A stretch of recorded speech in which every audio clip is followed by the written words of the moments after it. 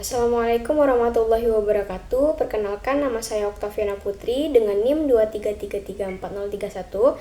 Di sini saya akan mempresentasikan materi dari pertemuan pertama sampai ketiga. Materi pertama yaitu perspektif farmakologi, merupakan pandangan yang fokus pada penggunaan obat, interaksi antara obat, dan pengaruhnya terhadap kesehatan pasien dalam konteks keperawatan. Fungsi perspektif farmakologi dalam keperawatan yaitu yang pertama, mengidentifikasi obat yang dianjurkan, yang kedua, menentukan dosis yang aman, yang ketiga, mengawasi efek samping, yang keempat, mengembangkan strategi pengobatan yang efektif. Perspektif farmakologi dalam keperawatan terdiri dari beberapa komponen yang penting, seperti yang pertama, pengenalan obat, yang kedua, pengukuran, yaitu menentukan kondisi awal pasien dan memonitor perubahan kondisi setelah mengonsumsi obat. Yang ketiga yaitu pengaturan, yaitu menentukan dosis, jadwal administrasi, dan rute pemakaian obat yang tepat dan aman berdasarkan umur, berat badan, kondisi kesehatan, dan interaksi dengan obat lainnya. Yang keempat, pengawasan, yaitu menghindari efek samping, interaksi antara obat, dan komplikasi kesehatan yang mungkin terjadi akibat penggunaan obat.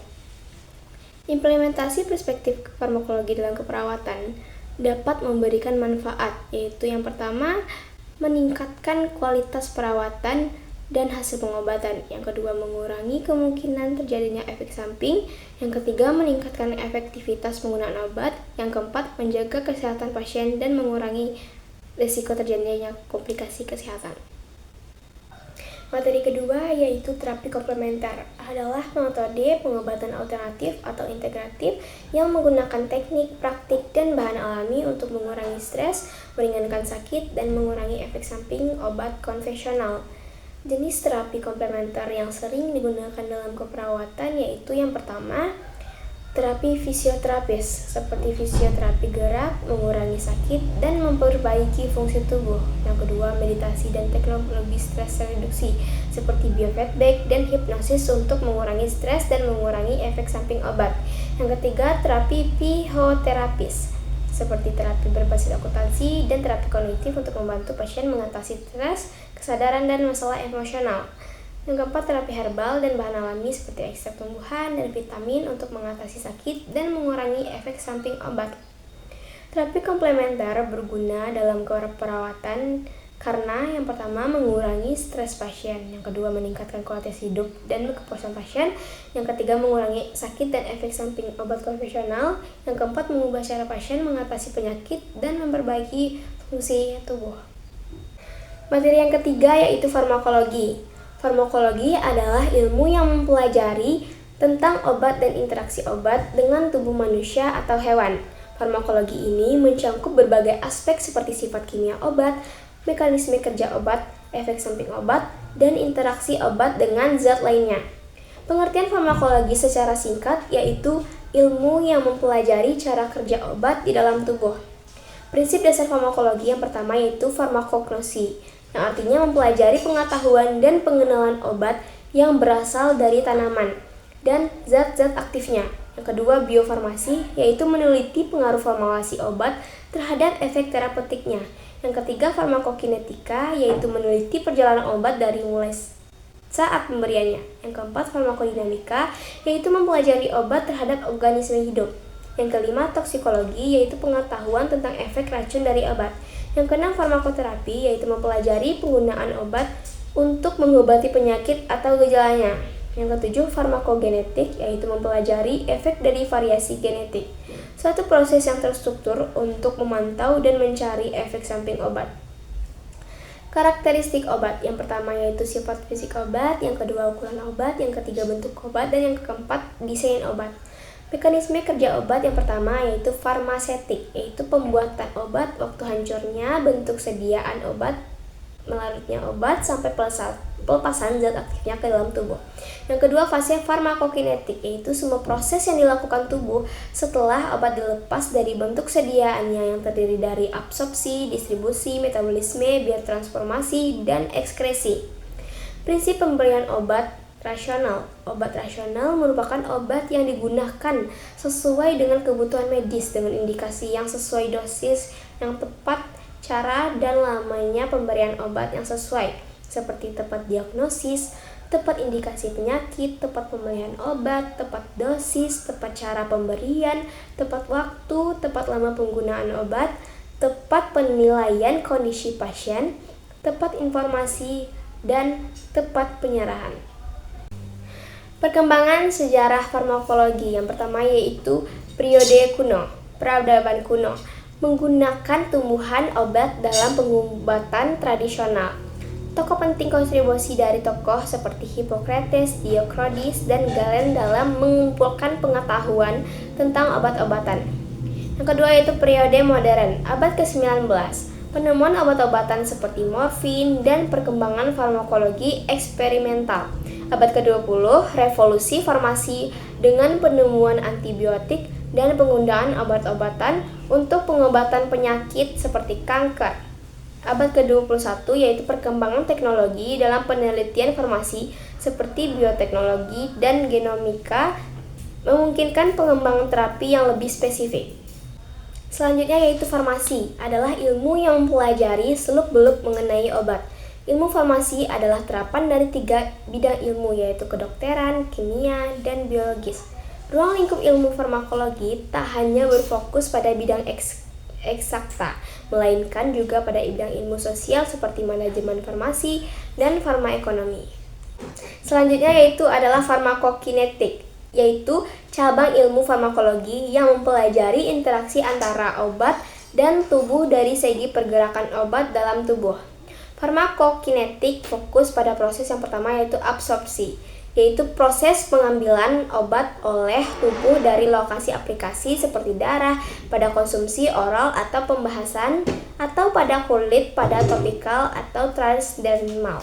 Yang kedua distribusi, proses pengaliran obat di tubuh termasuk transportasi dalam darah, penetrasi sel-sel organ, dan akumulasi di organ tertentu. Yang ketiga yaitu metabolisme, proses memprosesan obat oleh tubuh, termasuk pengubahan obat menjadi metabolit lainnya oleh enzim dalam tubuh, seperti pembuatan, pemisahan, penggantian grup fungsional, dan pemisahan katabolit. Yang keempat yaitu eliminasi, adalah proses penghapusan obat dan metabolit dari tubuh, termasuk ekskresi melalui organ-organ eliminatif seperti ginjal, paru-paru, dan kencana. Selanjutnya yaitu farmakokinetik membantu menentukan dosis, rute administrasi, dan interval waktu administrasi obat yang tepat untuk mencapai konsentrasi tersebut di lokasi efek yang diinginkan. Dengan memahami cara obat berinteraksi dengan tubuh dalam konteks farmakokinetik, penggunaan obat yang aman dan efektif dapat dioptimalkan dan risiko efek samping dan keracunan obat dapat dipantau dan ditekan. Selanjutnya yaitu absorpsi obat, adalah proses pengambilan obat oleh tubuh dari lokasi aplikasi seperti darah pada konsumsi oral atau pembahasan, atau pada kulit atau pada topikal atau transdermal. Absorpsi adalah merupakan salah satu tahap penting dalam farmakokinetik dan mempengaruhi efektivitas dan kerja obat. Proses absorpsi obat dapat dibagi menjadi beberapa aspek. Yang pertama yaitu permeabilitas, yaitu absorpsi obat bergantung pada sifat kimiawi dan ukuran molekulnya. Obat dengan sifat lipofil atau memiliki daya hantar energi yang baik antara zat cair lebih mudah memasuki sel-sel tubuh daripada hidrofil atau zat cair yang tidak mudah menghantar energi. Yang kedua yaitu superfisiosa, absorpsi obat pada bagian permukaan organ atau sistem pengisian dalam tubuh seperti paru-paru pada konsumsi oral atau kulit pada topikal atau transdermal. Yang ketiga yaitu transportasi, adalah obat yang diangkut oleh transportasi pasif tanpa penggunaan energi atau aktif menggunakan energi tubuh melalui membran sel. Yang keempat yaitu pH dan buffer. Absorpsi obat dapat diinfeksikan oleh nilai pH dan kemampuan buffer pada lokasi aplikasi. Misalnya pH rendah pada paru-paru mempercepat absorpsi obat hidrofil, sementara rendah pH pada perut memperlambat absorpsi obat basa. Absorpsi obat mempengaruhi konsentrasi obat dalam darah yang kemudian mempengaruhi efek dan efektivitas obat. Proses absorpsi juga dapat mempengaruhi interaksi antara obat dan tubuh seperti efek samping dan keracunan obat. Pengertian dan pemahaman tentang absorpsi obat dijadikan dasar untuk menentukan dosis, rute administrasi, dan interval waktu administrasi obat yang tepat, serta memastikan penggunaan obat yang aman dan efektif. Materi yang terakhir yaitu ekskresi obat atau eliminasi obat adalah proses penghapusan atau pengeluaran obat dan metabolitnya dari tubuh melalui organ-organ detoksikasi seperti paru-paru, ginjal, dan organ lainnya. Ekskresi obat mempengaruhi jumlah obat yang terkumpul dalam tubuh, kinerja obat, dan pencemaran lingkungan tubuh. Beberapa faktor yang mempengaruhi ekskresi obat yaitu yang pertama adalah tipe obat. Obat dapat dibagi menjadi beberapa kelompok berdasarkan cara ekskresi, seperti obat yang mudah dieliminasi, contohnya yaitu obat bebas, obat yang mudah diubah oleh tubuh menjadi metabolit yang lebih mudah dieliminasi, contohnya yaitu obat produk, dan obat yang sulit dieliminasi, contohnya adalah obat lipofil. Yang kedua yaitu faktor genetik.